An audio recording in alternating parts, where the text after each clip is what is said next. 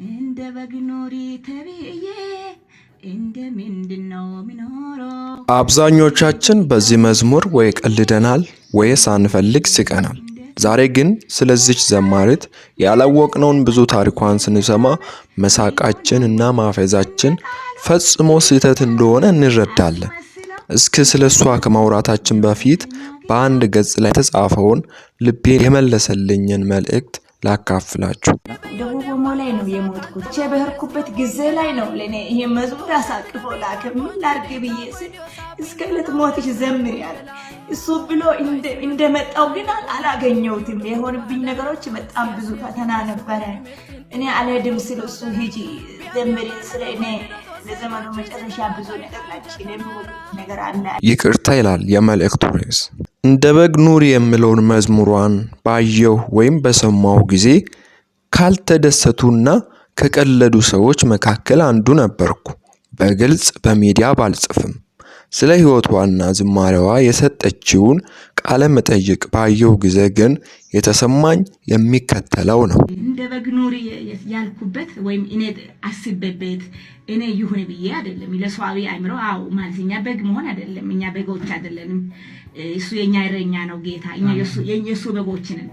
እኛ የሱ በጎች ነን። እኛ የሰው ልጅ በሙሉ የክርስቶስ በግ ነን። ሰው ላይ ከመፍረዳችን በፊት ስላለፈበት ሕይወት ብናውቅ ተሳስቶ እንኳን ከመፍረድ ይልቅ ርህራሄን እናስቀድም ነበር።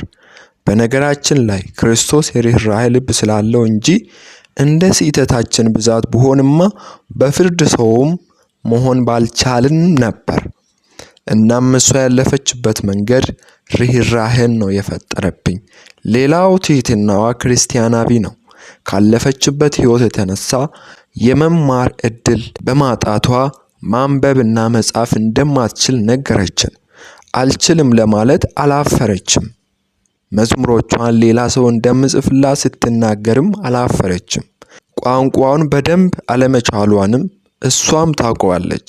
ነገር ግን እግዚአብሔር በፈለገው መንገድ ዘመርኩ ነው መልሷ።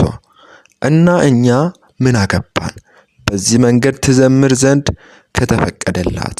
ደግሞ እኮ እውነቱን ለመናገር የቋንቋ ጉዳይ እንጂ በመዝሙሩ መልእክት ችግር የለውም። መጽሐፍ ቅዱሳዊ ነው። የድምጽ የዜማ ችግርም አልታየኝም። ትምህርት ቤት ገብታ ባለመማሯ የመጣ ክፍተት እንጂ የታየበት የመንፈሳዊ ችግር አልታየበትም ባይ ነኝ። ለማጠቃለል ግን ሰውን ካለፈበት መንገድ አንጻር ማየት ለሚዛናዊነት ጥሩ ነው። ላዩን የሚያይ አይን ለፍርድ ችኩል ነውና።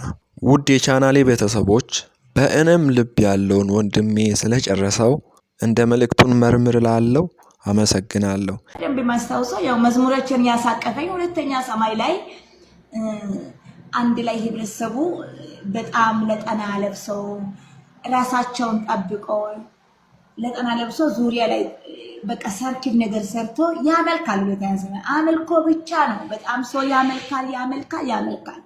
ለዚህ ቻናል አዲስ ከሆናችሁ ሰብስክራይብ በማድረግ ቤተሰብ መሆን በፍጹም እንዳትረሱ። ይሄ ቪዲዮ ደግሞ ከተመቻችሁ ወይም ሌሎችን መማር አለባቸው ብላችሁ ካሰባችሁ ሼር ማድረግ እንዳትረሱ። ላይክ ሐሳባችሁን ደግሞ ኮሜንት ላይ አስቀምጡልኝ። ገብቼ አነባለሁኝ። ታንኪዩ